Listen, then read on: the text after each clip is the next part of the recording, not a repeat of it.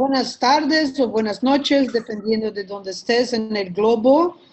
Antes de más nada, una enfática disculpa por un problema de horarios. Los tiempos han cambiado en España y, bueno, como hemos comentado, estamos todavía en procesos de empezar esta serie de webinar. Estamos aprendiendo, estamos estudiando y nos agarró de sorpresa. Yo sé que muchas personas estuvieron esperando toda una hora. Muchas gracias por esperar y por estar con nosotros. Yo creo que sí vale la pena esperar porque este tema, como decimos en México, es padrísimo, o como dicen en España, es muy guay.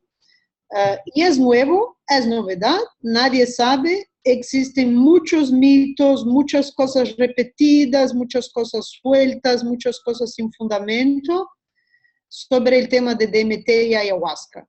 Tanto entre la gente que es simpatizante y que le gustan las plantas, que le gustan las prácticas tradicionales, cuanto la gente que se opone a este tema, que tiene problemas ideológicos con la regulación o que cree que son prácticas equivocadas. De todos los lados hay mitos y estereotipos. Y el objetivo del ADF, el Ayahuasca Defense Fund, el Fondo de Defensa de la Ayahuasca, es traer más información, más claridad, más objetividad científica, más equilibrio, más calma al debate público. Es hacer una contribución importante para el aprendizaje y para que podamos construir comunidad, para que podamos intercambiar ideas, para que podamos conocernos y crear redes de solidaridad, de intercambio en respecto a estos temas que desafortunadamente no reciben mucha atención en nuestra sociedad. Entonces, el Fondo de Defensa de la Ayahuasca somos menos de 10 personas que lo llevamos el trabajo, pero en realidad es nuestro objetivo con este webinar reforzar nuestros lazos y nuestras redes. Estamos siempre dispuestos a recibir nuevas colaboraciones, insights y contribuciones y construir juntos una comunidad internacional que sea más informada. El ADF tiene varias ramas de actuación. Una rama que es la más obvia, como trae el título, es la rama de defensa legal. Ahí apoyamos a casos. El doctor José Carlos Bozo, que nos acompaña hoy, él quizás sea el ser humano en el planeta que tiene más experiencia en haber sido experto, testigo experto en juicios legales. Todo un movimiento que no se conoce, se desconoce, nadie sabe, no hay publicidad, no hay reflexión. Pues él está acompañando eso hace un par de años, un trabajo muy bonito, muy dedicado, y mucho de detalle, con mucha paciencia, muy técnico. Esto es una parte de la ADF, que es la parte de defensa legal. La otra persona que nos acompaña hoy es otra colega queridísima, Constanza Sánchez, que es politóloga internacionalista.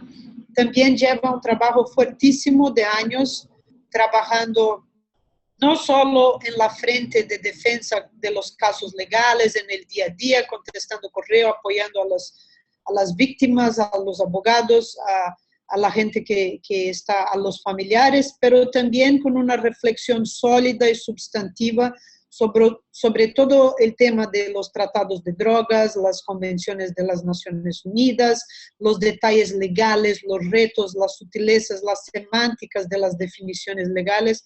Son dos colegas muy queridos, muy estimados, y son dos de las personas claves en el trabajo de ICEERS y también en el trabajo de la ADF. Entonces, de una parte nos dedicamos a la defensa legal de la gente que tiene problemas con usos de plantas sagradas, no solo ayahuasca, pero principalmente ayahuasca. De otro lado, hay una discusión sobre reforma de política de drogas, sobre activismo, sobre advocacy, sobre militancia, sobre cómo repensar el sistema internacional de control de drogas, cómo discutir las categorías lícito e ilícito en las definiciones oficiales de drogas. Esto es parte de nuestro trabajo también. Y otra parte es una parte de información, educación, prevención, protección, que es la parte de promocionar el conocimiento, promocionar la investigación científica, promocionar un debate informado. Entonces, este webinar yo creo que es esencial en muchos ejes del trabajo de la ADF, porque tiene que ver con la defensa legal de los acusados, tiene que ver con una necesidad de discusión de las convenciones y de las listas de sustancias proscritas, y tiene que ver con una necesidad de entendimiento y de conocimiento, de objetividad sobre las categorías de la discusión, que es la misma definición de lo que es ayahuasca, que es DMT, que es prohibido, que no es prohibido, que es legítimo, que no es legítimo. Bueno, con esta introducción, me olvidé de decir que mi nombre es Bia Labache, perdón.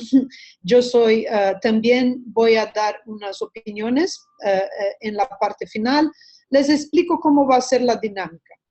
Vamos a empezar con una reflexión más dura, yo diría, más técnica y basada en la biomedicina de nuestro colega José Carlos, de los aspectos farmacológicos, pero también de las implicaciones de estos aspectos farmacológicos para otras dimensiones, ¿no? Entonces, él nos va a empezar con su exposición, va a hablar más o menos unos 15 o 20 minutos. Después nos sigue Constanza, que nos va a presentar el tema de la DMT de un punto de vista más legal y de la implicación de los tratados y la discusión de la clasificación de las sustancias. Y al final yo me voy a sumar a ellos hablando un poco de los aspectos culturales, de si podemos hacer una discusión sobre principios activos y moléculas equivalente a toda una tradición de uso de plantas, sus raíces, sus orígenes, etc.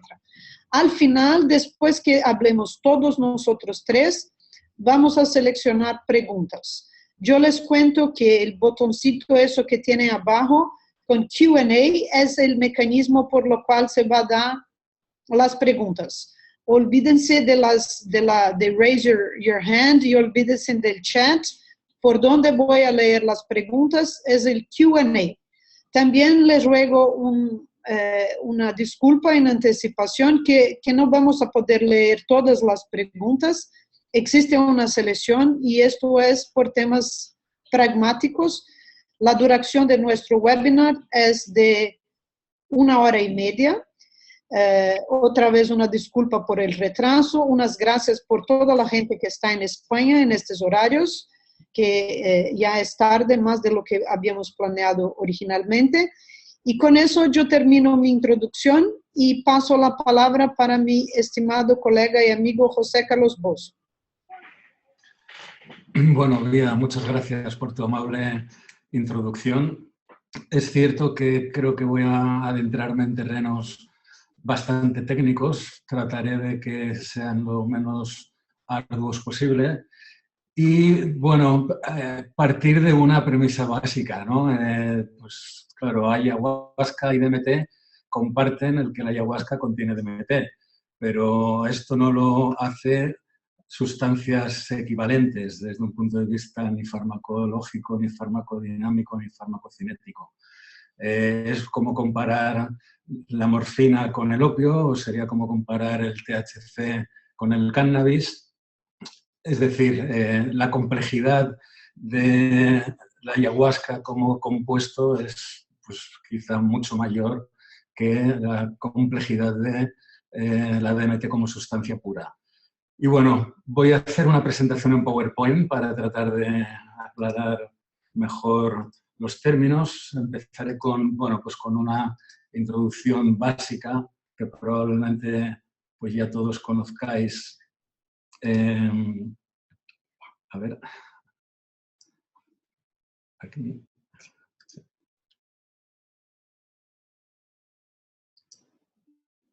A ver, ahora, ¿no? Una introducción básica sobre qué es la DMT, qué es la ayahuasca, algunos conceptos históricos. Bueno, la DMT, a diferencia de otros alcaloides, como por ejemplo la mescalina, que primero se sabía que estaba presente en la naturaleza y que luego se aisló, como la psilocibina, se descubrió primero en un laboratorio de manera por síntesis química en 1931. Richard Maxwell sintetizó un compuesto que llamó nigerina, que luego con el tiempo pues, se ha ido caracterizando mejor y es N-dimetiltriptamina. Y luego fue pues, unos 15 años después, en 1955, cuando se encuentra por primera vez en algunas plantas, ¿no? Sobre todo en la Nandathera peregrina, que son plantas que son utilizadas de manera tradicional, con nombres también vernáculos como yopo o cooba, por algunos pueblos amazónicos, ¿no? Sobre todo pues, en la frontera entre Brasil y Venezuela, como son los Yanomamo. El primer estudio farmacológico, los primeros estudios farmacológicos que se hacen con DMT, los hace Steven Sara en Hungría, un psiquiatra húngaro, que bueno, administra a voluntarios por primera vez DMT por vía intravenosa para conocer sus efectos. Como también probablemente muchos de vosotros sepáis, la DMT se encuentra presente de manera natural en cientos de especies vegetales y también en especies animales. Ya veremos luego qué papel tiene como a nivel endógeno, si es que tiene alguno, porque la función endógena de la DMT es desconocida. Parece cada vez hay más evidencias de que existe. Recientemente, en los últimos años, se ha visto que activa un tipo de receptor que se llama sigma-1.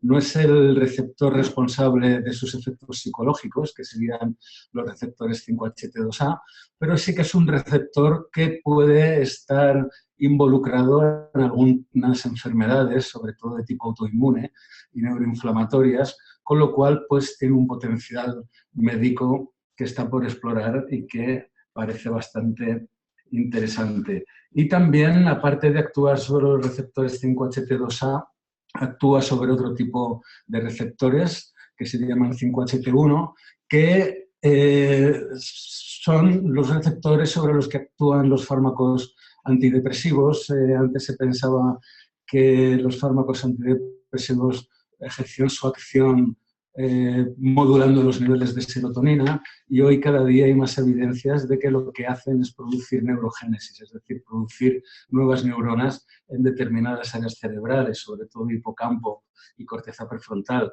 y que esa sería o podría ser la base de esos efectos antidepresivos. Bueno, pues la DMT como tal, así, hablando en términos muy generales y casi simplistas, esto es lo que haría a nivel neurológico, ¿no?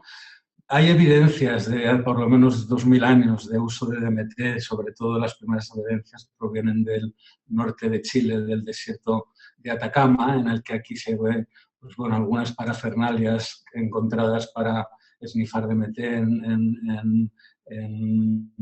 en cementerios de momias, de cientos de momias, en los que se les enterraban con todos estos instrumentales.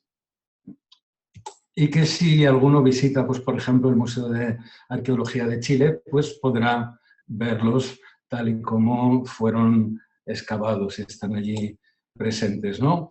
Lo curioso es que también hay algunas zonas, sobre todo en el Valle de Azapa, del norte de Chile, en el que a estas momias se les ha encontrado en análisis de pelo armina, y en las momias en las que se ha encontrado armina no se ha encontrado ni DMT ni metabolitos de la DMT, como podría ser también la 5-metoxydimetiltriptamina, que sería en realidad el principio activo de estos rapés visionarios. Con lo cual es posible que ya hace 2000 años, en estas épocas preandinas, hubiera un intenso comercio entre los pueblos selváticos y los pueblos del altiplano, pues quizá intercambiando medicinas por sal, probablemente, ¿no?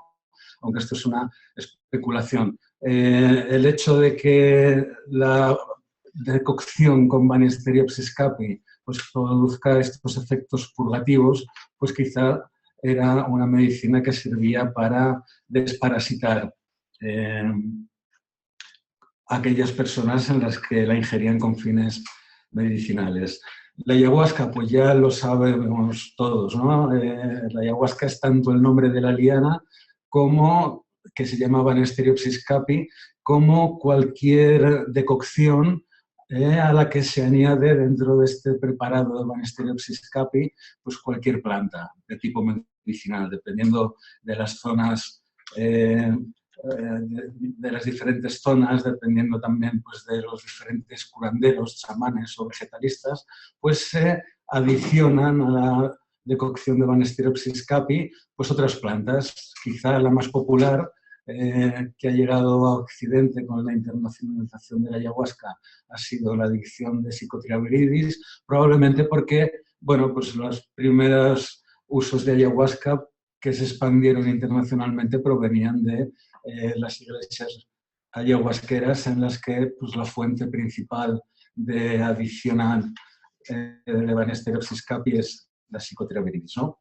Ahí quería contaros una anécdota, parece ser que fue William Burroughs el que descubrió por primera vez que el efecto visionario de la ayahuasca se debía a la Psychotria viridis. Esto fue en sus viajes cuando recorrió en los años 50 la Amazonía colombiana.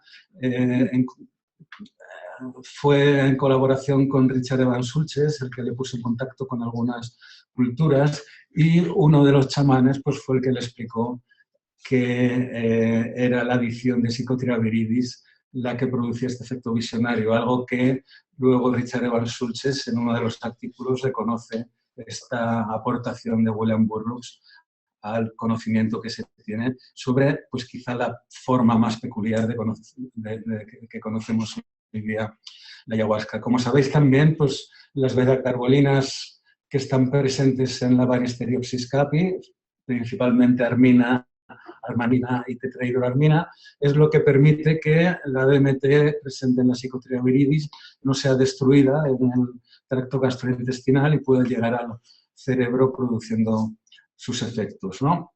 En este sentido, el efecto de la ayahuasca es más lento, es menos intenso, es de mayor duración, tiene un contenido emocional mayor comparado con la DMT, también contenido emocional de carácter significativo en lo personal, y mayor volición, es decir, mayor capacidad para interaccionar con el entorno. Y también tiene una mejor tolerabilidad fisiológica y psicológica, como trataré a continuación de mostraros. Algunas de las curiosidades también de la Banisteriopsis capi. Bueno, fue Lewin el que la aisló por primera vez de la armina, quiero decir, fue Lewin el que la aisló por primera vez de la Banisteriopsis capi, la llamó banisterina. Años después, en Merck, ya se descubrió que aparte de contener armina, la Banisteriopsis capi contenía armalina y tetrahidroarmina, y Merck, una compañía farmacéutica, la comercializó en 1928 para el tratamiento del Parkinson. Hay quien dice, algunas fuentes que he leído, que Hitler fue tratado de su Parkinson precisamente con armina.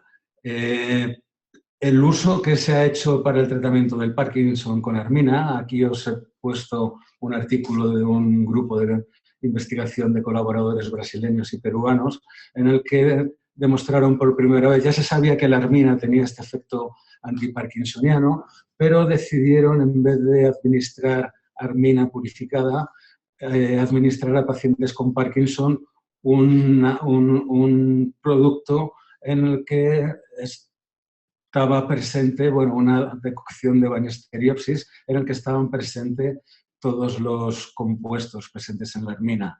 De ahí que es posible que la armina y las betacarbolinas presentes en la Banisteriopsis capi tengan un efecto neuroprotector. Y esto se debe también a lo que dicen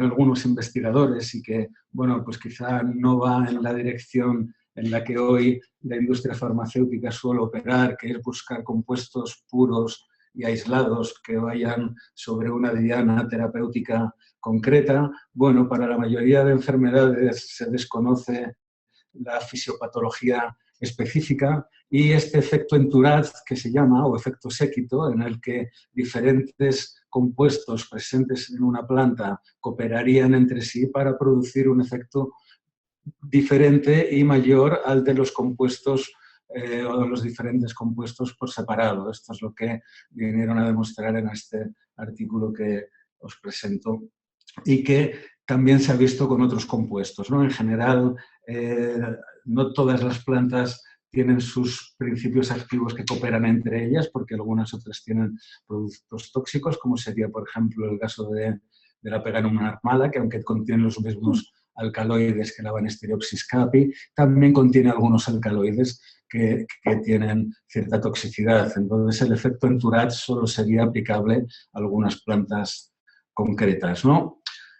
Por entrar ya un poco en la diferencia entre ayahuasca y DMT y cuáles son los mitos que lo rodean y cuáles son las realidades, pues hombre, obviamente comparten algún parecido, porque la ayahuasca contiene DMT, pero también tienen ciertas diferencias en cuanto a su farmacología, ¿no?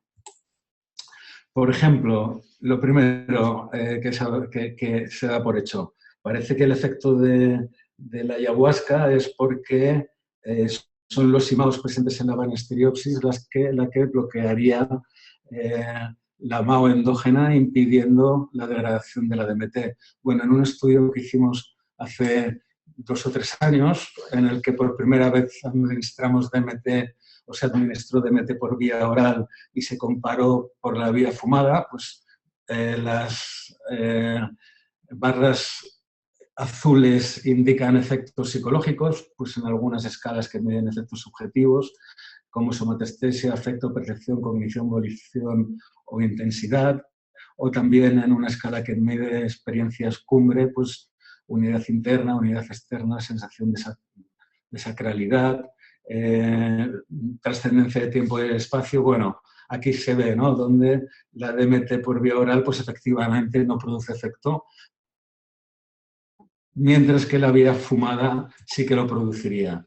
Y algo que se había encontrado y que también habíamos encontrado en un estudio con ayahuasca es que no solamente es la vía MAO la vía por la que se metaboliza la ayahuasca, sino que también se metaboliza por lo que se llaman citocromos. El citocromo P450 es un nombre técnico, no tiene más importancia el nombre, pero también hay una parte de la DMT que se metabolizaría por esa vía. Algo que es bastante lógico pensar, porque es la vía por la que se metabolizan la mayor parte de fármacos. Si bien sigue siendo una vía menor de metabolización de la DMT, y la vía mayor, tanto para DMT como para ayahuasca, sigue siendo la vía MAO. El otro mito que circula siempre es el de si existe DMT en la glándula pineal y además cuál puede ser este efecto de la DMT endógena en la glándula pineal. Bueno, efectivamente se ha encontrado DMT en la glándula pineal, pero es que también se han encontrado otros 20 compuestos también triptamínicos, con lo cual si la DMT tiene algún papel, no sabemos cuál es, pero desde luego no es el único que ejerce algún papel en la glándula pineal en el caso de que lo produjera.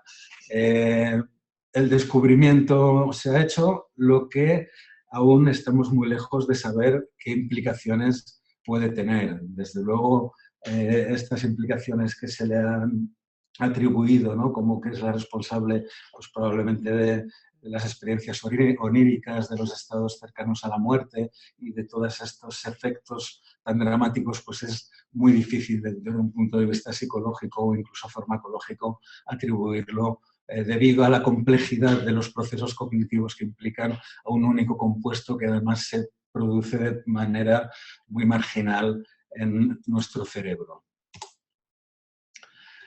¿Son diferentes los efectos de la DMT con relación a los efectos de la ayahuasca? Pues de nuevo, cuando se utilizan escalas para evaluar efectos subjetivos, esto es el HRS, una de las escalas así más famosas para evaluar los efectos de estos fármacos, pues por ejemplo, si nos vamos a la variable percepción, pues vemos que una dosis media de percepción se situaría en una escala de 0 a 3 en un 1, una dosis alta de 1 miligramo kilo se situaría en un 1,5 de puntuación, pero si nos vamos a la DMT, no sé si tengo forma de mostrarlo con el puntero del ratón, pues ya vemos que aquí a medida que se van subiendo las dosis, los efectos también se van haciendo mucho más intensos, tanto para la variable de percepción como para la variable de cognición, que sería todo aquello que tiene que ver con los procesos cognitivos. Y algo interesante, ¿no?, que sería la variable volición, que es la capacidad para interaccionar con el entorno. Solamente una dosis alta de ayahuasca se situaría en una escala de 0 a 3 en un 1, mientras que si nos vamos a la DMT, uy, se me fue la presentación.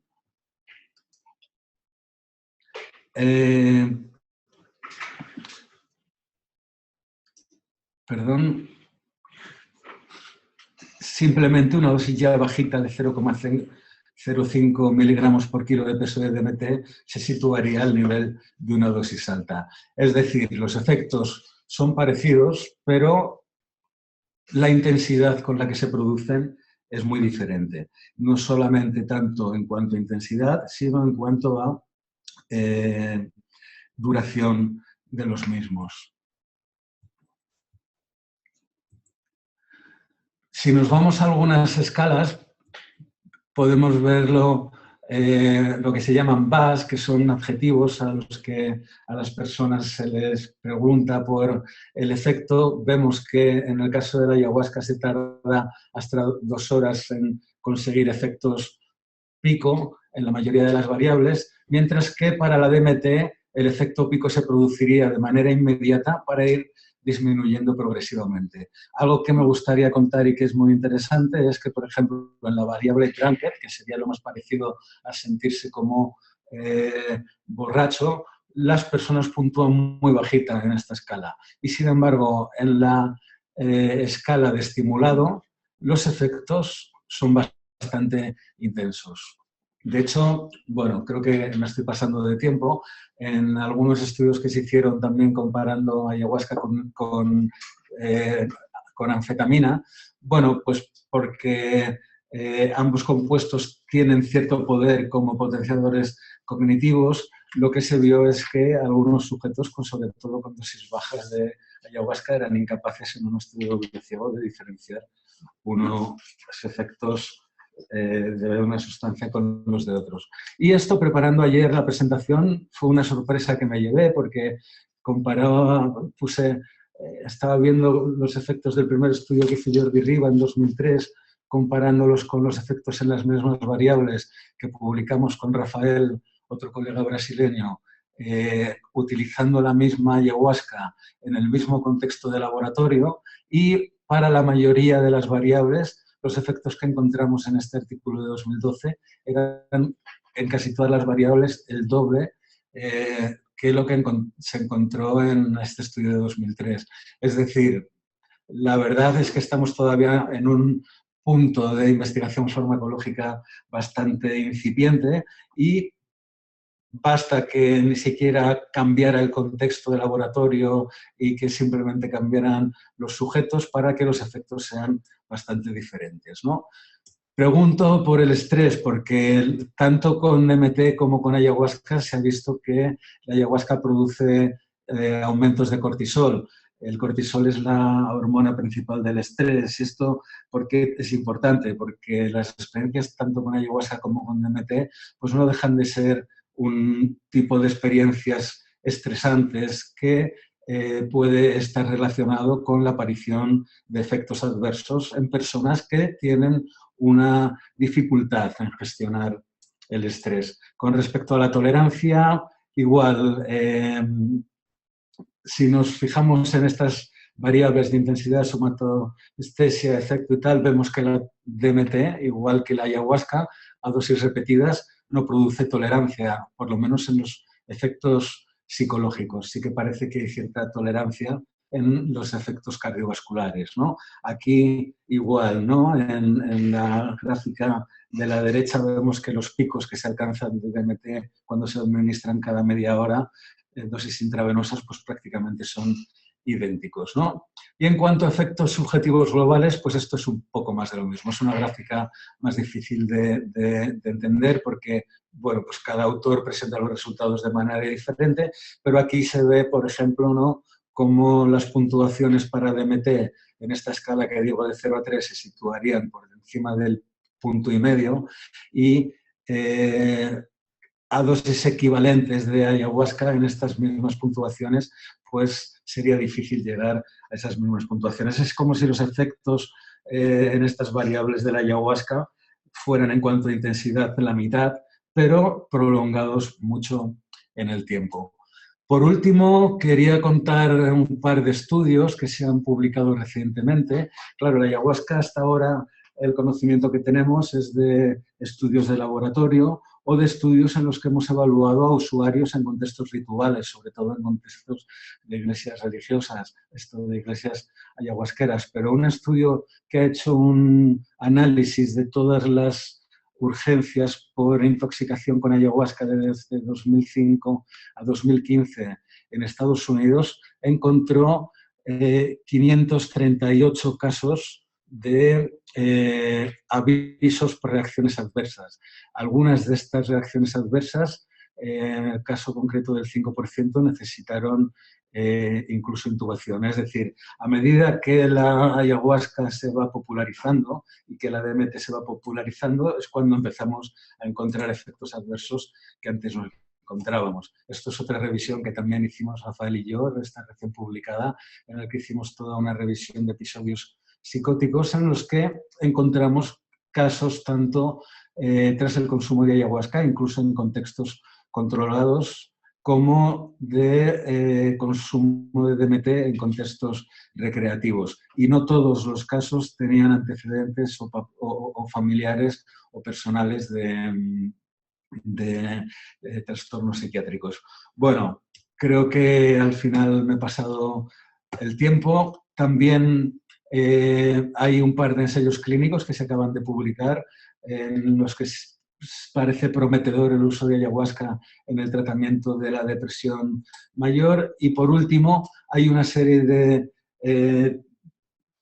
condiciones médicas que comentaba antes, sobre todo de tipo neuroinflamatorio, en la que es posible que la ayahuasca tenga como fármaco una posición prometedora. Bueno, con esto termino. Siento haberme pasado del tiempo y nada, paso la palabra a Constanza. Gracias.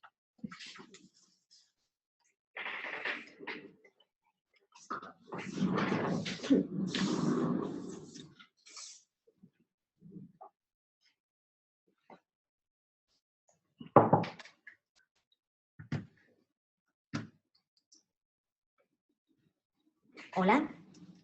Constanza, dame un minuto. Sí.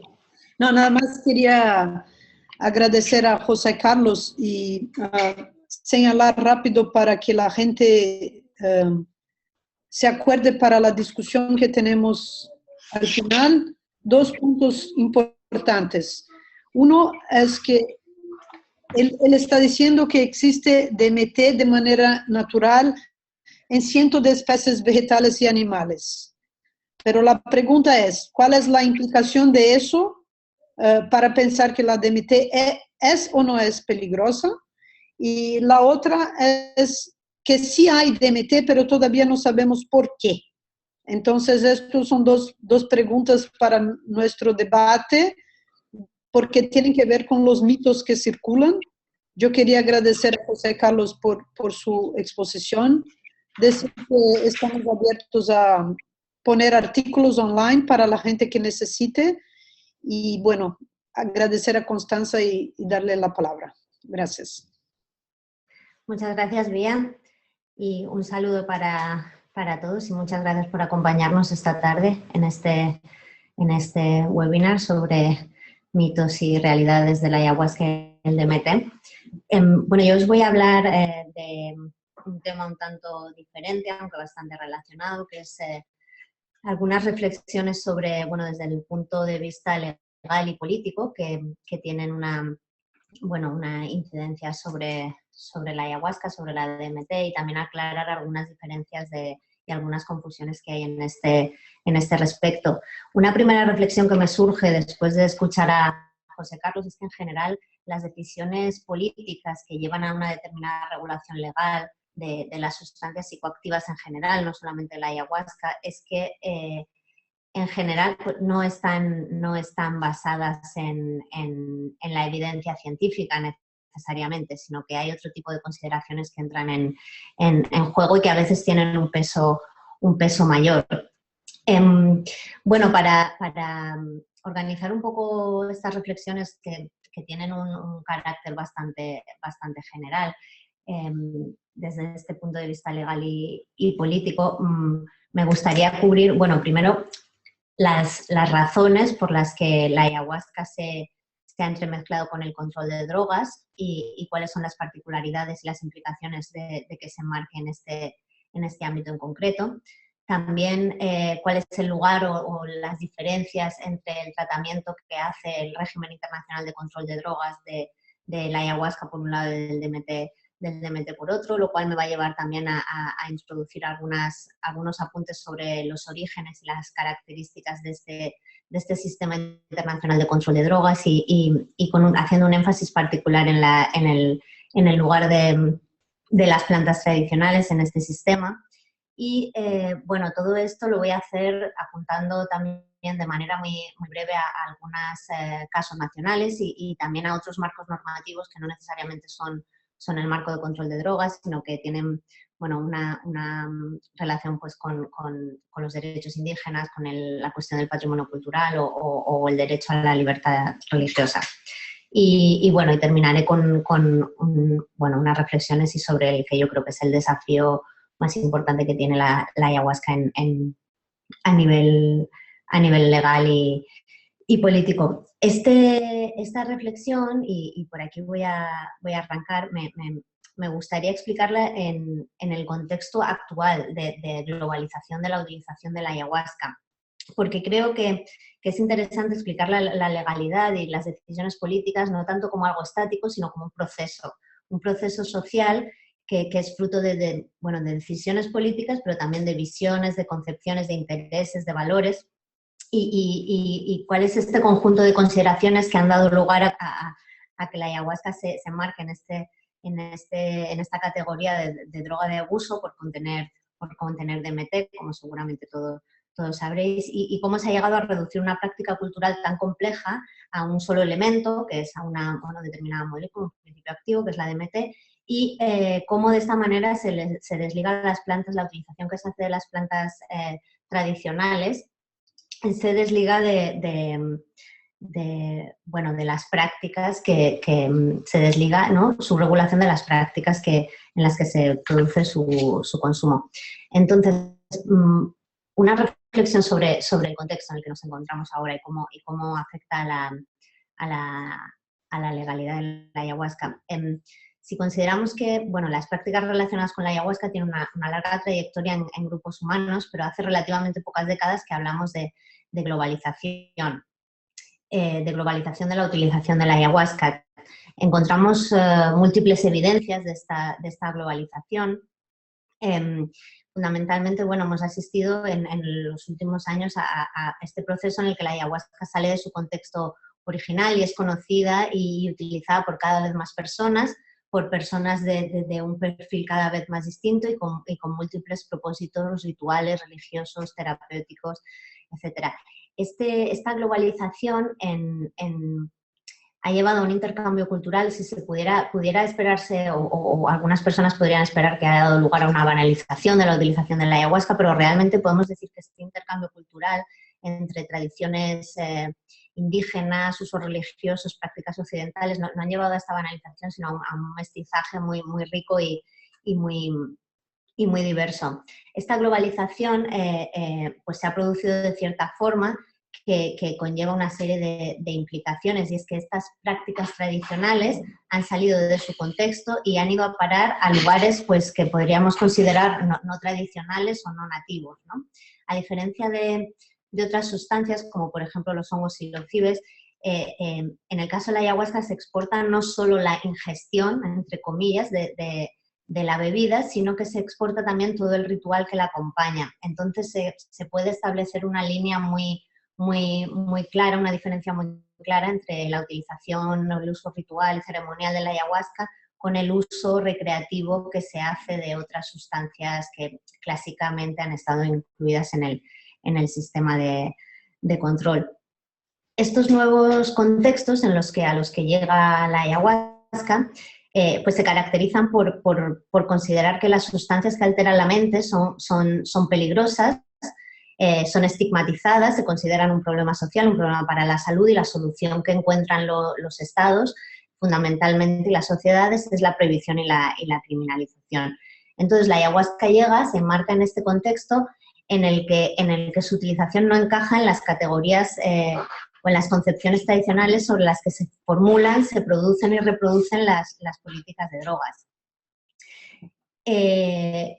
¿Esto por qué sucede? Pues principalmente porque su utilización, como he dicho, no encaja en la dicotomía, en esta dicotomía que distingue entre usos médicos y científicos y usos recreativos, y tampoco se entienden muy bien dentro de este marco, encajan muy bien en este marco los contextos, los diversos contextos en los que se utiliza ayahuasca, que, como he dicho, pues pueden ser tradicionales, indígenas, religiosos, terapéuticos, etcétera. Entonces, ¿cuál es, digamos, la consecuencia directa de esta llegada a estos contextos no tradicionales de la ayahuasca? Pues que se enmarca, ¿no? La propia sociedad enmarca este tipo de utilización en el paradigma de drogas de abuso, y con ello hemos asistido, bueno, pues a un incremento. O sea, no se sabe muy bien dónde ubicar o cómo tratar el fenómeno, ¿no?, de la globalización de la ayahuasca, y bueno, la solución pues básicamente ha sido la criminalización, un aumento de las detenciones y un aumento de los incidentes legales en los cuales hemos sido testigos en los últimos años. Ahora bien, pasando a comentar más específicamente cómo está o cómo podemos, qué es lo que encontramos en las convenciones internacionales, en el Sistema Internacional de Control de Drogas, que encontramos a propósito de la ayahuasca y de la DMT. Supongo que, bueno, no sé qué conocimiento tenéis sobre el Sistema Internacional de Control de Drogas, pero solo un apunte es... Este sistema se conforma fundamentalmente, o está basado en 3 convenciones internacionales, 3 tratados internacionales, que es la Convención Única de Estupefacientes de 1961, que regula las sustancias psicoactivas que vienen de plantas de origen vegetal, que fundamentalmente, que son 3, la planta de cannabis, el arbusto de coca y la dormidera. Después está la Convención sobre sustancias psicotrópicas de 1971, que es la que controla o somete a fiscalización las sustancias de origen sintético, y también es en esta convención donde encontramos que se someten a fiscalización los principios activos contenidos en numerosas plantas tradicionales y de uso tradicional, y lo cual va a tener un impacto sobre el caso de la ayahuasca en particular. Y después tenemos la Convención de 1988, que es la que hace referencia a, la que regula la cuestión del tráfico ilícito, y es una convención de derecho penal internacional que establece sanciones penales para las actividades relacionadas con las sustancias que se controlan en las 2 convenciones internacionales. Estas convenciones se gestionan desde los organismos de control de drogas de Naciones Unidas, que también tienen bastante que decir a propósito de cómo se aplican estas convenciones, cómo se interpretan estas convenciones, y que también se han pronunciado sobre la legalidad de la ayahuasca, como veremos a continuación. Entonces, ¿qué podemos decir sobre el DMT y la ayahuasca en este sistema de control internacional? De una forma bastante descriptiva, pues comenzando por el DMT, la Convención del 71, somete a fiscalización la DMT y la incluye en la lista 1 de sustancias fiscalizadas, que esta lista, en la Convención del 71, es la que está reservada a las sustancias que literalmente dicen tienen un alto riesgo de abuso y son una amenaza particularmente grave para la salud y tienen un valor terapéutico escaso o nulo. ¿Qué sustancias se incluyen junto con la DMT? Pues se incluyen también la mescalina, la psilocibina, la catinona y el THC, es decir, estos principios activos presentes en plantas que tienen una utilización ceremonial y que tienen que han jugado este papel en las sociedades tradicionales. Esta convención, ¿no?, la del 71, la que somete a fiscalización la DMT y estos otros principios activos, no somete a fiscalización ninguna planta, a diferencia de lo que comentaba sucedía con la convención de estupefacientes, en las que están fiscalizados el cannabis, la hoja de coca y la dormidera. Entonces, podemos decir que esta prohibición de la DMT no tiene nada que ver con la ayahuasca en sí, ¿no? Digamos que lo que se está sometiendo a fiscalización en esta convención, y lo cual tiene su origen surge en respuesta al boom de los psicodélicos en los años 60 y cómo se empiezan a alertar organismos de control de droga como fundamentalmente la DEA y en otros países donde tiene lugar este boom psicodélico. Se empiezan a alertar y deciden someter a fiscalización la DMT, pero entendida como el extracto puro, ¿no? El extracto puro que es activo por vía inhalada o intravenosa y que tiene un patrón de consumo muy diferente a la utilización de la ayahuasca. Es decir, en este sentido, la ayahuasca y la DMT pues tienen unos patrones tienen un perfil muy diferente tanto a nivel farmacológico y psicológico, como ha explicado José Carlos, y también pues a nivel jurídico y cultural. Y también esta prohibición de la DMT es previa a la actual globalización, ¿no?, de la que comentábamos antes, del uso de la ayahuasca más allá de los contextos nativos amazónicos. Esto brevemente lo que podemos decir de un vistazo sobre la DMT en el Sistema Internacional de Control de Drogas. Ahora bien, ¿qué sucede con la ayahuasca, ¿no? Para comprobar si la ayahuasca está fiscalizada en este sistema de control, pues lo primero que habrá que hacer es comprobar si aparece en alguna lista o en algún artículo o en algún lugar de este sistema. Entonces, si buscamos o intentamos encontrar la ayahuasca como infusión, en sí vemos que no aparece en ninguna de las listas de control, ni en las listas de estupefacientes, ni en las listas de psicotrópicos, ni en las listas de precursores, que cada una va asociada a una de estas tres convenciones. Tampoco las plantas componentes de la ayahuasca aparecen en ningún sitio, ¿no? Ni la liana, la Banisterius scapi, ni tampoco la chacruna, ninguna. También, si descendemos un poco más y nos vamos al nivel de los principios activos, ¿no?, tampoco encontramos en las convenciones, en ninguna lista, ninguna alusión a las betacarbolinas, ni a la tetrahidroarmina, ni a la armina, la armalina.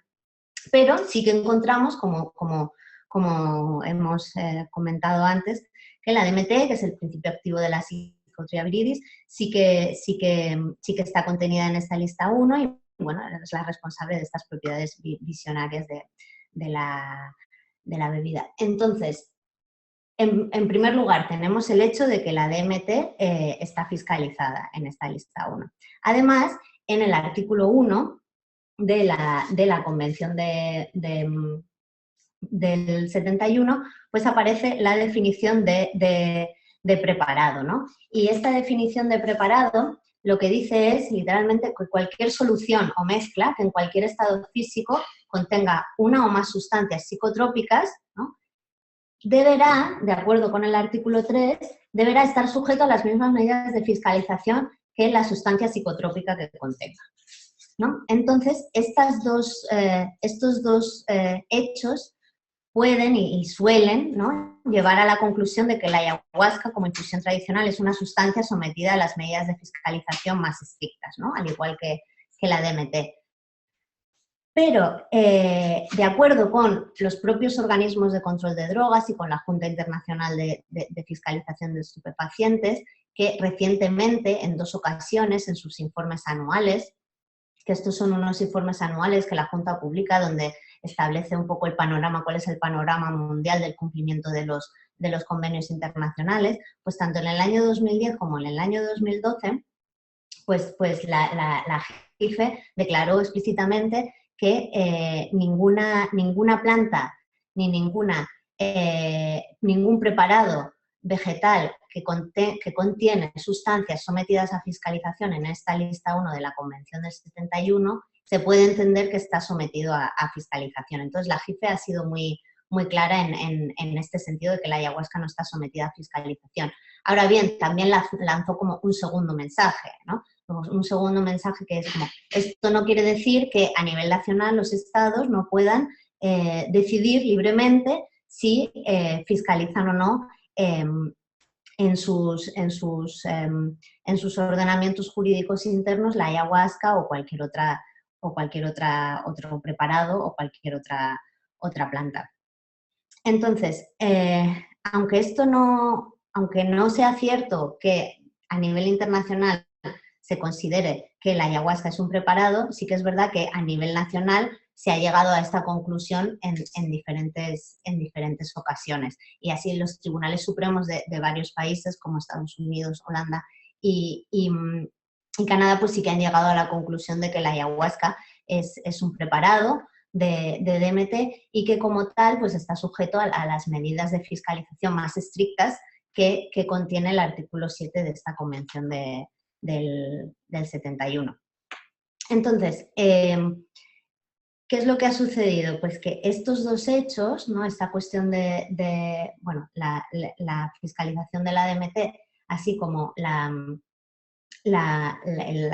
ecuación sobre los preparados, sí que han sido suficientes para que la ayahuasca se enmarque en este contexto de prohibición y que bueno, que se haya desligado a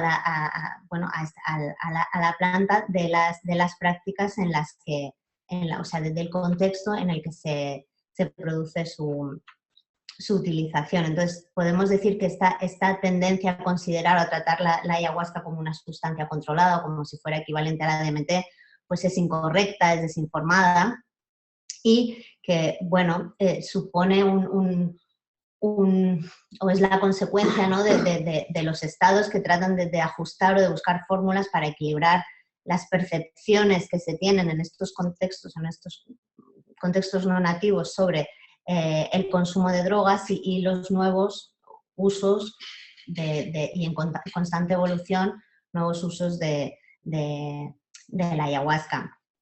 No sé cómo voy de tiempo, porque me gustaría hacer algunas reflexiones sobre el sistema de control internacional en general, porque hemos dicho, bueno, este es el panorama internacional, pero realmente la potestad, digamos, final de decidir si se fiscaliza o no se fiscaliza una sustancia, tanto un principio activo como una planta, como un preparado, pues recae en los estados, ¿no?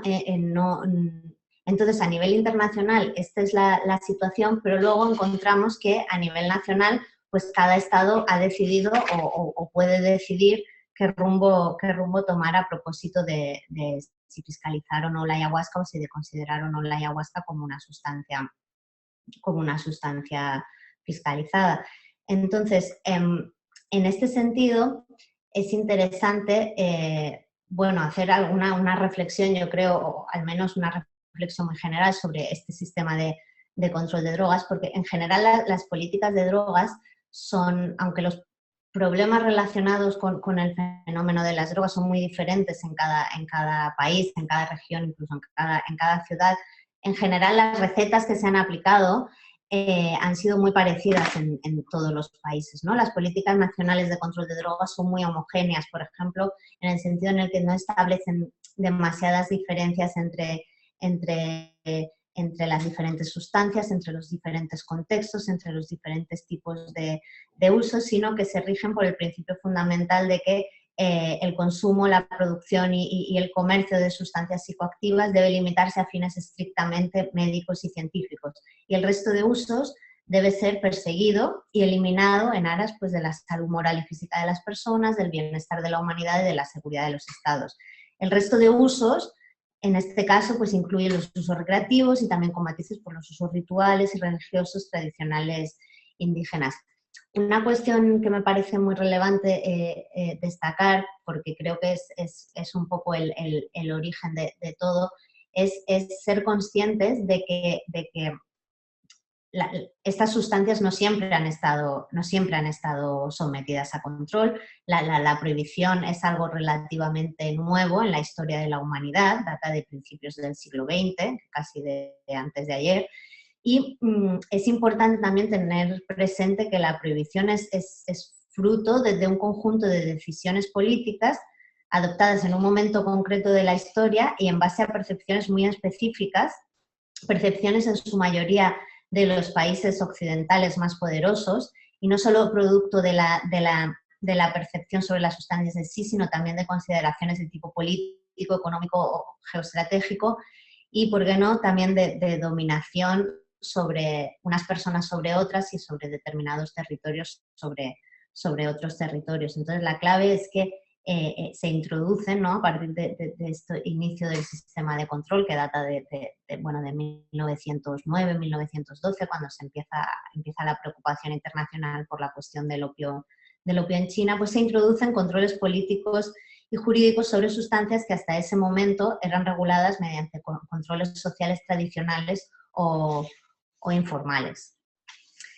Y bueno, ya para terminar, he intentado un poco ir ampliando y reduciendo el zoom de lo general a lo particular, pero me parece interesante como plantear estas cuestiones, ¿no?, de cómo las regulaciones jurídicas no están, o sea, ni nacen porque sí, ni son interpretadas porque sí, sino que hay que entender el contexto en el que se producen y en el que se reproduce.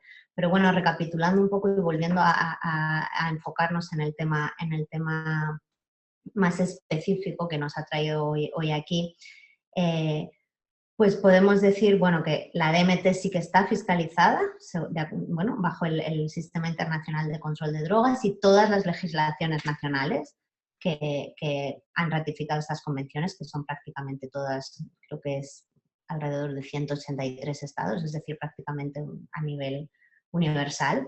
La DMT es considerada una sustancia especialmente peligrosa para la salud y sometida a controles muy estrictos.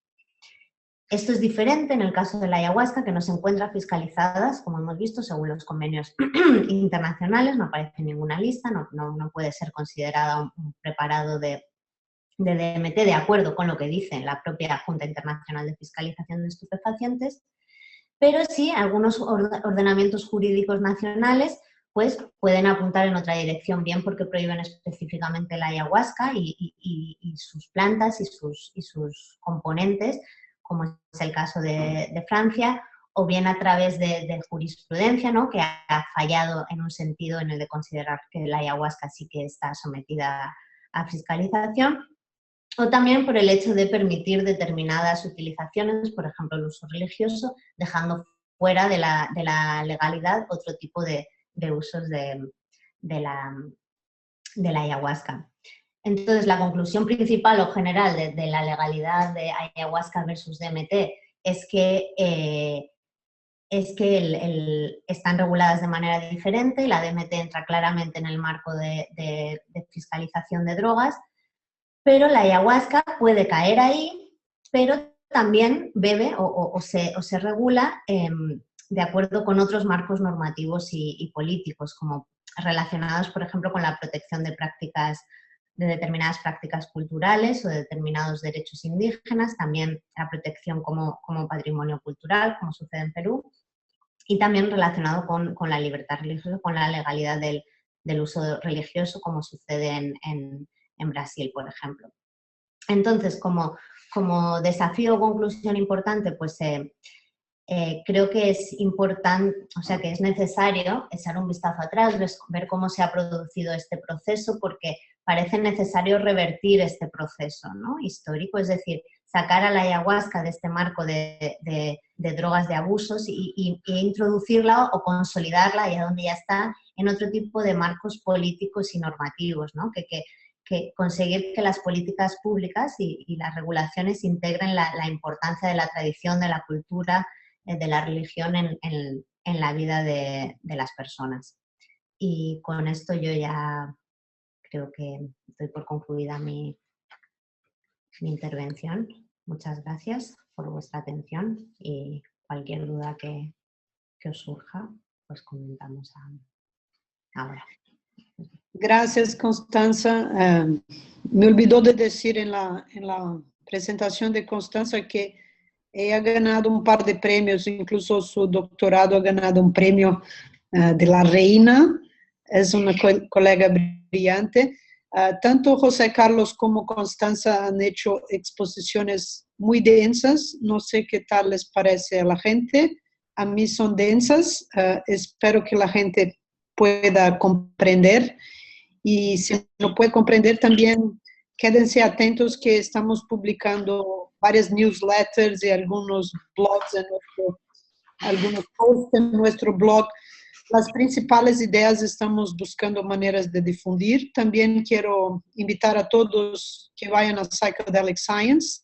Aprovecho para decir que hoy es el último día para inscribirse en esta conferencia. Ya se vendieron 2.400 entradas. José Carlos tiene una ponencia en la conferencia, Constanza y yo también, Ben DeLonen, que es el director ejecutivo de ICEERS, también otros colegas. Estos temas van a estar debatiéndose por allá también. Entonces no se agobien, que es un poco densa la información, pero es un diálogo que estamos esperando avanzar en varios frentes. A mí me tocaría hablar un poco de la parte cultural. Tengo potencial de hablar mucho también. Voy a hacer realmente pocos puntos porque yo creo que ellos ya cubrieron, ¿no?, los principales temas.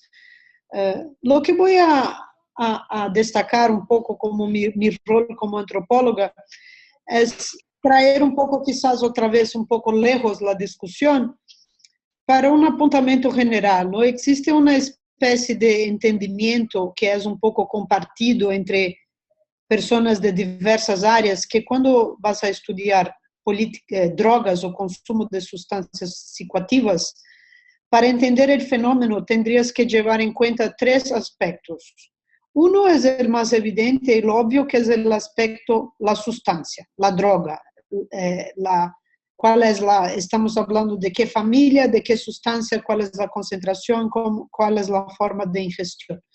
Claro que este es el aspecto más obvio porque siempre la discusión empieza un poco por ahí, ¿no? ¿Cuál es la sustancia? ¿Es letal, no es letal? ¿Cuáles son sus peligros? ¿Es tóxica? ¿Hay tolerancia? Los otros aspectos que reciben menos atención, pero que también son comúnmente entendidos como importantes, es lo que la literatura ha convencionado llamar de set and setting. Entonces, el set sería el individuo, la ecuación, la persona. ¿Cuál es su motivación? ¿Cuáles son sus expectativas? ¿Cuál es su estado psicológico? ¿Cuál es su historial? ¿Cómo la sustancia lo afecta a él? Eso sería más o menos un poco una división que le daría a los psicólogos a esta área del conocimiento, una actuación, una opinión, una participación. El aspecto que está menos contemplado en la ecuación, que es más rechazado y más prejuicio y más abandonado, es el último aspecto, que sería el setting, el contexto cultural. Entonces, el punto principal que quiero hacer es que a pesar de que existe un entendimiento completamente que es un acuerdo y considerado un principio básico de la discusión cuando se habla de sustancias psicoactivas, de que es un fenómeno que tiene que ser entendido de un punto de vista global y genérico, como a partir de múltiples perspectivas, la sustancia, el individuo y el contexto. El hecho es que el contexto no es llevado en cuenta, el contexto casi no vale nada, el contexto sería como the cherry on the top of the cake, como la cerecita que es la decoración del pastel. Es un poco políticamente correcto, educado y de buen tono decir eso, que el contexto importa, pero la discusión sobre la regulamentación y el entendimiento público casi no lleva en cuenta el contexto. Esto no es un problema de la discusión sobre ayahuasca, eso es un problema de la división de saberes en nuestra sociedad. donde estos saberes más subjetivos, más contextuales, más calitativos, reciben menos importancia, reciben menos estatus y menos fondos, menos atención. Entonces, el punto muy básico a decir, del punto de vista antropológico, es que toda esta discusión, ¿se puede o no se puede prohibir la ayahuasca? ¿Se debe o no se debe prohibir la ayahuasca? ¿Ayahuasca es DMT o no es DMT? ¿Cuál es la concentración de la DMT? ¿La DMT es tóxica o no es tóxica? ¿La ayahuasca es DMT, es preparado de DMT o no es preparado de DMT? ¿La DMT existe en los animales o no existe en los animales? ¿La DMT existe en los vegetales o no existe en los vegetales? ¿La DMT es peligrosa y la ayahuasca no es peligrosa? Todo eso va a pasar a lo largo de una discusión de dónde es que se consumen estas cosas y por qué y con cuál razón y qué objetivo, en qué contexto. Entonces, si uno mira más hacia lejos, no hace ningún sentido decir que ayahuasca y DMT son la misma cosa y que el hecho de que la DMT esté clasificada lleve a la prohibición de la ayahuasca, porque esto es lo que un antropólogo llama de reduccionismo farmacológico. Es reducir prácticas culturales, tradiciones ancestrales, ritos, identidades, mecanismos de transmisión cultural a una discusión sobre miligramos, a una discusión sobre principios activos, a una discusión sobre moléculas. Esto es agarrar una partecita chiquitita de la discusión y tomar como la discusión en sí. Esto es infantil, es una cosa muy primitiva. Es como verdaderamente una lástima que el debate público esté apegado a esta dimensión. Yo no estoy diciendo que no es una dimensión relevante. Por cierto, es una dimensión relevante. Yo no estoy diciendo que no es importante hacer estudios sobre DMT, estudios sobre ayahuasca, conocer la dimensión individual y el contexto psicológico, por cierto, pero reducir toda la discusión a eso es un tremendo reduccionismo, es una manera de desrespetar a la existencia de toda una serie de tradiciones y de prácticas culturales que son importantes para determinados contextos, ¿no? Entonces, discutir nivel de concentración, comas en miligramos, no es suficiente para entender la experiencia humana con las sustancias psicoactivas. El uso de la ayahuasca es una práctica arraigada y cultural presente en diversas etnias de la Amazonía y más recientemente de otros países también, ¿no? La ayahuasca es tradicionalmente utilizada como parte central de la expresión cultural de diversas poblaciones indígenas. Es una forma de socialización, es una forma de transmisión de conocimientos, tiene que ver con identidad cultural, tiene que ver con intercambios étnicos, con alianzas interétnicas, tiene que ver con defensa del territorio, tiene que ver con afirmación cultural, tiene que ver con expresión de aspectos estéticos, artísticos, de la pintura, de la música, de los textiles, tiene que ver con la transmisión del conocimiento de una generación a otra, y está, en muchos casos, es un eje central de la misma idea de humanidad. Está presente en los mitos de orígenes de diversos pueblos indígenas y está por medio de la ayahuasca que muchos grupos han conocido a su propia humanidad. Los mitos de origen relacionados a la historia de la ayahuasca en tradiciones indígenas muchas veces cuentan la historia de por qué el humano es humano y cómo llegamos a ser humano y por qué estamos aquí, cuál es la relación con nuestros ancestros, cuál es la relación con el mundo invisible, temas centrales de ordenación cosmológica, de por qué el sol existe, de por qué llueve, para dónde vamos cuando morimos, etc. Entonces, poner la discusión sobre la ayahuasca en términos únicamente psicológicos, legales o farmacológicos es un reduccionismo cultural. De ahí yo podría ir mucho, pero en fin, quiero poner nada más una otra idea que es importante, que es decir, bueno, está bien, para los indígenas en la Amazonia muy bien, muy lindo, ellos son allá de la Amazonia, hablan sus idiomas, ellos tienen sus tierras, ellos hacen sus cosas, pero aquí no.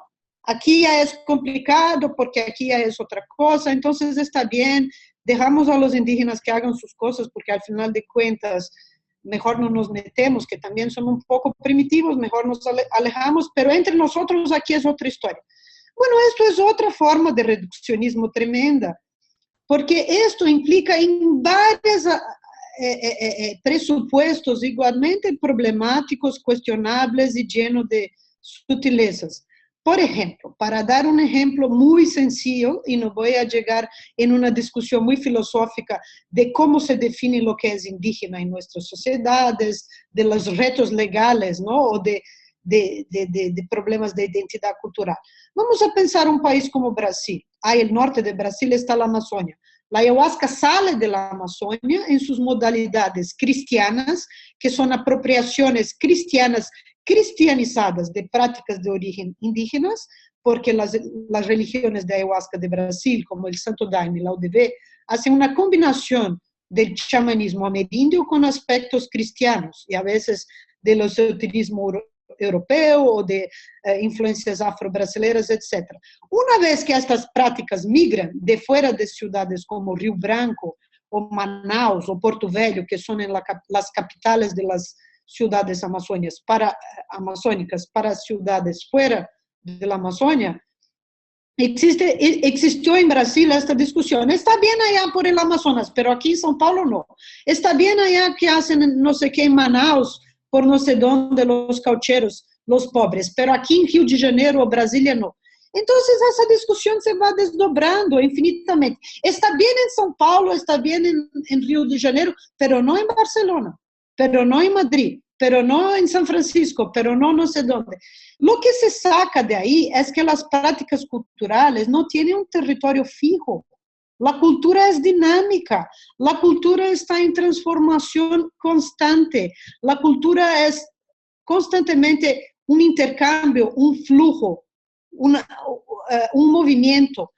Las presuposiciones de que la ayahuasca tiene que estar restrita a una determinada área geográfica, como la Amazonas, o a una determinada etnia, sea una etnia específica o un grupo de etnias, o a una determinada modalidad de uso, es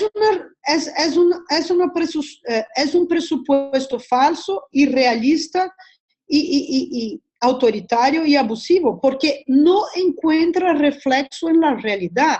La realidad es que la cultura se va migrando, se va transformando. Entonces, estas prácticas no existen solo en una modalidad pura indígena, pura mestiza o pura religiosa o pura terapéutica.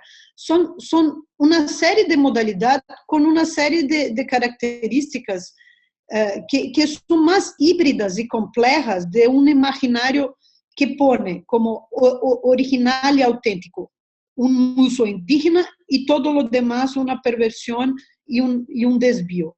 Entonces, esto es un problema de las legislaciones y de las discusiones de políticas de drogas, cuando las convenciones hacen isención para algunos usos de algunas sustancias. Por ejemplo, los ritos mágicos y religiosos de determinados grupos étnicos en determinados territorios específicos. La idea, por ejemplo, de que puedes utilizar la hoja de coca en las montañas en Andes, pero no podrías utilizarla en la Amazonia. La idea de que podrías utilizar una ayahuasca en la selva, pero ya no en una ciudad. Bueno, el hecho es que estas prácticas culturales han migrado, se han transformado de sitio en sitio. Entonces, estas isenciones para usos particulares son problemáticas y son limitadas porque no dan cuenta del panorama real. Cuando las convenciones y las discusiones actuales de política de drogas intentan dar privilegios, isenciones a grupos pequeños, la regla es que generalmente se excluyen gran cantidad de poblaciones que legítimamente utilizan estas sustancias, sea ayahuasca, hoja de coca o otras.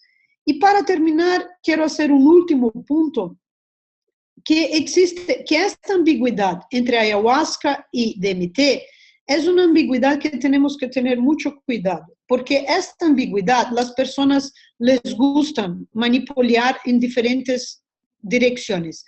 Por ejemplo, un argumento frecuente de los usuarios de ayahuasca es decir, bueno, ayahuasca tiene poca DMT, entonces no tiene que estar prohibida. Cuando las personas dicen eso, ellas de hecho están reproduciendo la lógica según el cual el criterio más legítimo para debatir el tema es un criterio farmacológico. Otra vez, yo insisto que el tema no es solamente farmacológico, el tema también es cultural, el tema también tiene que ver con identidades, con prácticas y con tradiciones. Otra ironía de toda esa historia es a veces aprovechar de la idea de DMT y a veces rechazarla, ¿no? Entonces eso nos lleva a todo un otro tema que yo no creo que vamos a tener tiempo para arreglar aquí, pero que tiene que ver con los estudios científicos. Estudios científicos con ayahuasca liofilizada, con DMT, con farmahuasca, con análogos de ayahuasca. Existe también una ambigüedad entre todas estas sustancias y estos estudios que no siempre es debatida. Y a veces en casos que serían favorables a los usuarios. Yo creo que debatir estas diferencias es importante, debatir estos temas es importante. No voy a entrar en las implicaciones para los estudios científicos, nada más quería decir que el tema de cuál es la sustancia que se estudia, en qué contexto, tendría que ser discutido también en los estudios científicos. Vamos a acordarnos que los estudios científicos utilizan algunas sustancias en algunos contextos particulares. Estas sustancias, a veces especialmente diseñadas para los estudios y estudiadas en contextos artificiales y producidos para investigación, no pueden ser las únicas referencias, sea para el bien o para el mal. Aunque los estudios encuentren cosas positivas y aunque los estudios enseñen que no existen quizás aspectos problemáticos, el hecho es que no podemos reducir el contexto de los estudios a la realidad en sí. Mi gran punto para concluir es eso. Estas prácticas tienen que ser entendidas en sus contextos de consumo, por quienes la consumen, con cuáles objetivos, con cuáles redes de apoyo, con cuáles conocimientos, a partir de cuáles tradiciones. Entonces, con eso yo termino un poco mi intervención sobre la parte legal y vamos a pasar ahora para la parte de las preguntas y respuestas. Y yo quería hacer una primera pregunta a José Carlos. Si él puede explicar un poco este punto, él había dicho que, bueno, realmente existe esta discusión si la DMT es endógena y está en la glándula pineal o no. A mí me gustaría escucharte si, bueno, el hecho de que la DMT está en muchas especies, animales y vegetales, ¿significa que la DMT por eso no es peligrosa o por eso no debería de ser prohibida? No, bueno, esto es entrar en el debate que a ti no te gusta, que es el farmacológico. De hecho, he iniciado mi presentación explicando de los usos culturales que se hacían en el norte de Chile con los rapes visionarios y quizá por haberme entretenido tanto en esos aspectos culturales que subrayo 100% con relación a lo que dices, pues me he desviado también de otros temas. Pero bueno, me tocaba hablar de cuestiones farmacológicas y no queda otra. Pues claro, a ver, la naturaleza está llena de toxinas. El hecho de que la DMT se encuentre de manera natural en especies vegetales o en especies animales no la convierte en un fármaco seguro. No sé, la escopolamina se encuentra dentro de las brugmansias. Si la dosis letal de escopolamina es muy cercana a la dosis psicoactiva, ¿no? Y si hay escopolamina es porque dentro de nuestro organismo hay acetilcolina que se une a los mismos receptores a los que se une la escopolamina, ¿no? La toxina botulínica, que es este fármaco que se utiliza para las arrugas, pues probablemente es la toxina más peligrosa que existe en la naturaleza. Es decir, el hecho de que algo se encuentre de manera natural o de manera presente en la naturaleza no la convierte en una sustancia inocua, y esto es el caso del DMT. He presentado, ¿no?, las 525 emergencias médicas que ha habido en Estados Unidos en los últimos 10 años por consumo de ayahuasca, o los casos de brotes psicóticos que hemos recogido en una revisión de la literatura. ¿Y para qué tenemos DMT? Pues primero, no se sabe, porque este estudio que he presentado se ha hecho, creo que con ratones. No se sabe si en el ser humano existe. Parece que hay en el líquido cefalorraquídeo, pero tampoco se tiene ni idea de si existe, para qué es. Es posible que simplemente sea una sustancia de desecho metabólico, ¿no? No sé, también tenemos dentro de nuestro organismo opiáceos y tenemos endocannabinoides, y esto no quiere decir que la morfina sea un fármaco seguro, o que los opiáceos sean fármacos seguros, o que el THC no pueda producir brotes psicóticos. Yo creo que son debates muy diferentes, que el hecho de que algo se encuentre de manera natural en la naturaleza no lo convierte en algo digno de ser idolatrado, ¿no?, que es muchas veces lo que ocurre dentro del mundo de la ayahuasca. Y creo que en ningún caso está en contradicción este conocimiento farmacológico con todo el discurso cultural que nos has contado y que comparto 100%. Está muy bien, José Carlos. Me gustó mucho eso. Yo creo que tendríamos que dejar así como un mensaje de este webinar, ¿no? Esta idea de que el hecho de que existe en la naturaleza no significa que inocuo, no lo garantiza como seguro, pero tampoco es razón para eliminarlo. Y el paralelo con otras sustancias ilumina mucho en eso. Aquí hay una otra pregunta, y creo que has pasado por eso, pero te la repito un poco porque estamos en fases de conclusión y mensajes genéricos. ¿Cuál sería la diferencia entre la ayahuasca y el DMT fumado en una línea? Bueno, es lo que he tratado de expresar con gráficos que probablemente no se hayan entendido, pero bueno, es una cuestión de intensidad de los efectos. A nivel visionario son sustancias bastante parecidas.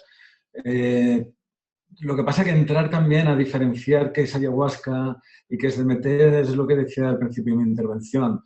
Tienen muchos parecidos y tienen también muchas diferencias. Algo que le hace muy interesante a la ayahuasca con relación a la DMT, que sería algo parecido a lo que le hace el cannabis con relación al THC, es este efecto entourage que explicaba antes, ¿no? Es como hay diferentes compuestos. Primero, la vía de administración. No es lo mismo una vía de administración oral que una vía de administración intravenosa o fumada.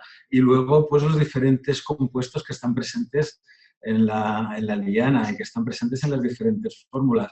Al final, tú hablas de reduccionismo, pero es que no hay mayor reduccionismo que decir que la ayahuasca es una combinación de DMT con Banisteriopsis capi, porque probablemente dentro de la Banisteriopsis capi, aparte de los alcaloides armalínicos que ya hemos mencionado cuáles son, pues hay otros compuestos químicos, ¿no? Igual que en el cannabis no solo hay cannabinoides, sino que también hay terpenos y hay flavonoides. Cuando nos adentramos en el mundo vegetal tiene una complicación que es irreductible a sus compuestos químicos aislados, ¿no? Entonces, más allá de esto sería volver a entrar en digresiones, pero que hay un parecido en los efectos es evidente. Que hay una diferencia en los efectos también lo es. Básicamente es una diferencia que tiene que ver con la intensidad de los efectos y con la duración en función de la vía de administración. Y, por supuesto, en todo el aspecto cultural de que se viene rodeado, ¿no? Que en este sentido también rompe una lanza sobre la DMT y sobre una cierta cultura que también se ha generado posmoderna en torno a la DMT, igual que se generan culturas posmodernas en torno a otras sustancias, ¿no? Esta diferencia también entre que tú hablabas, ¿no?, de que ya no hay compartimentalización, ya estamos en un mundo en el que es muy difícil establecer fronteras más allá de las geográficas, ¿no? Sobre todo si hablamos en términos culturales. Está muy bien, José Carlos. Ahora una pregunta a Constanza. Es una pregunta así un poco dura, pero estoy segura que tienes tu respuesta. Ahora bien, sabemos que cuando se hizo la convención del 71 se le puso la DMT en la convención y sabemos que existe un debate, como tú nos has enseñado, si la DMT es un preparado de ayahuasca y por la ayahuasca es un preparado con DMT y por eso debería de ser prohibida o no. Como tú has dicho, el INCB que comenta las decisiones internacionales ha dicho, no es igual, no es un preparado de ayahuasca, no es un sencillo preparado de DMT. Y los estados nacionales han interpretado de maneras diferentes. ¿Tú personalmente crees que el espíritu de la convención realmente pretendía excluir sustancias como ayahuasca o no? Los legisladores, si pudieran hoy día escribir otra vez la convención, ¿habrían puesto la DMT o no? O sea, que la ambigüedad existe. Pero pensando a partir de la lógica del sistema de drogas, no sé si hace mucho sentido esta pregunta. Sí, yo lo que creo es que en el momento en el que se somete a fiscalización la DMT, digamos, la dimensión o el alcance, esa era la palabra, el alcance de la utilización de la ayahuasca no era tan importante como el que tenemos hoy en día, con lo cual no era algo considerado para el sistema de control de drogas. Y en general creo que la intención no era tanto que la fiscalización llegara hasta las plantas, sino quedarse en estos principios activos que con el desarrollo de la química de los años 50, 60 hizo alertar a los fiscalizadores, a los organismos de control de sustancias psicoactivas. Lo que creo es que, además de que no estaban en el radar, también el sistema de control de drogas se basa en una percepción del mundo profundamente racista, si se me permite, profundamente neocolonial. Y sobre todo, jamás en esa época se hubieran imaginado que prácticas culturales tan, digamos, limitadas geográficamente y a determinados grupos indígenas o, digamos, grupos que no tienen una proyección política o una proyección internacional fuerte, jamás se hubieran imaginado que una práctica cultural que provenía de rincones remotos del Amazonas, por ejemplo, se iba a extender de esta manera a nivel internacional. Yo lo que creo es que siempre ha habido una subestimación de la capacidad de las culturas tradicionales para extender su influencia, ¿no? Al contrario de lo que pasa con las prácticas culturales occidentales. Entonces creo que respondiendo a tu pregunta, no creo que fuera la intención de los fiscalizadores en ese momento, que seguramente ni habían oído hablar de la ayahuasca ni sabían muy bien lo que era. No sé si... Qué interesante, Constanza. Gracias. Un uso... Espera, ven aquí que... Sí que había un uso de DMT asociado a la contracultura norteamericana. Si se prohíbe la DMT, primero lo prohíbe la DEA antes de que lo prohíba la JICE. Y es porque dentro de la subcultura de la psicodelia pues también estaba la psilocibina, estaba la mescalina y estaba la LSD. Esa es la razón. Yo creo que nadie en la DEA en aquel entonces creo imaginar que supiera ni siquiera lo que era la ayahuasca, ¿no?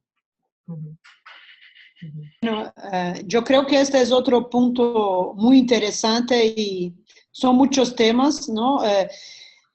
Aquí, para dejar un poco la idea de mensajes para la gente llevarse a la casa, es otro punto que trae José Carlos, la prohibición de la DMT. Cuando la listan en las convenciones, estaban preocupados con el surgimiento y la expansión de un uso recreativo de DMT sintética en los 70.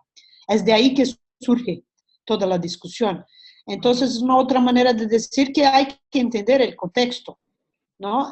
Aquí es un poco un esfuerzo de entender el contexto, a dónde Ahora yo quiero hacer una otra pregunta a Constanza, también una pregunta un poco genérica y abstrata. Ni sé muy bien cómo es mi pregunta. Mi pregunta es así, tú estás en mucho contacto con todos los abogados, la gente que tiene problemas legales, que está desesperada y que se va a juicio y toda la tensión que esto conlleva, ¿no? La tragedia que es en la vida de un ser humano que le toque todo eso, y también un sistema que existe alrededor de eso, que son a veces abogados que no son muy bien intencionados o que se aprovechan de personas en estas situaciones o que no hacen su tarea de casa y no estudian bien el tema, o a veces algunos jueces que tampoco estudian el tema. Por todas las partes hay problemas. De tu experiencia empírica en este campo, de lo que ves de los abogados y jueces, es subjetivo, no es científico, es tu percepción. ¿Tú crees que ellos entienden qué es esta diferencia en DMT y ayahuasca, más allá de su dimensión burocrática, de tener que hacer la ley cumplir o escribir algo? ¿Cuál es tu impresión subjetiva de cómo le entra en la mente de un abogado o de un juez esta diferencia entre DMT y ayahuasca, de lo que tú has visto en primera mano, si es que me entiendes? Sí, te entiendo. A ver, yo lo que creo que hay una diferencia entre jueces y abogados y también entre abogados en sí. Los abogados con los que trabajamos muchas veces están familiarizados con la ayahuasca, son también un poco, digamos, militantes, ¿no? por la legalidad de la ayahuasca o el cambio de políticas. Entonces, en estos casos sí que hay un conocimiento y una conciencia de cuáles son las particularidades legales de la ayahuasca. En general, lo que sucede es que cuando estos casos caen en el ámbito del derecho penal, los abogados y los jueces lo que se encuentran, o sea, a lo que están acostumbrados son a casos de delitos contra la salud pública o narcotráfico de sustancias, digamos, más de consumo masivo, como cannabis, cocaína, heroína, éxtasis, etc.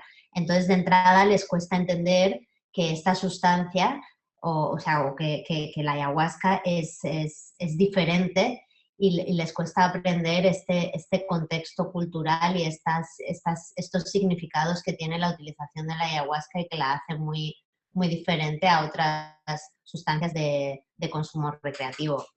Entonces, creo que también, hemos encontrado de todo, hemos encontrado abogados que no sabían absolutamente nada y luego han llegado a tener un conocimiento, incluso nos han dado muy buenas ideas para ¿no? como estrategias legales que se pudieran aplicar en otros casos, y con los jueces igual, hay jueces que no les interesa nada y que realmente lo entienden como un caso de narcotráfico o de consumo de drogas de abuso general, y otros que sí se han mostrado interés y que de hecho en las sentencias han recogido algunos de los conocimientos que hemos ido aportando a lo largo de los procesos. Entonces creo que tu pregunta tiene estas respuestas diferentes según el caso, pero depende mucho también de la curiosidad y de la profesionalidad de cada abogado, cada juez, cada fiscal.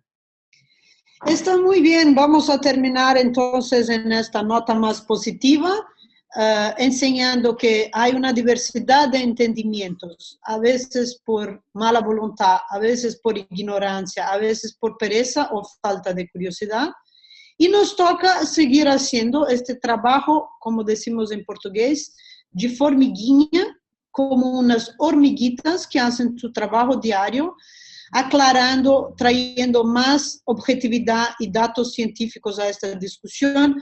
Yo invito a todos que nos sigan en nuestras series de webinars, lo hacemos de corazón, es gratuito, nos apoyen, conozcan nuestro site, visiten ayahuascadefense.com, busquen ver los webinars que ya hemos difundido, busquen ver nuestras presentaciones en las conferencias, nos envíen materiales, vamos construyendo conjuntamente un entendimiento público más informado, menos ideológico, más objetivo, más neutral, más positivo, y preciso sobre todo eso. Les invito a nuestro próximo webinar, que será el día 10 de mayo en inglés, sobre Best Practices of Ayahuasca Use. Termino agradeciendo a los ponentes y todo el equipo de iSeers y de ADF que hace estos webinars posibles. Muchas gracias y hasta luego.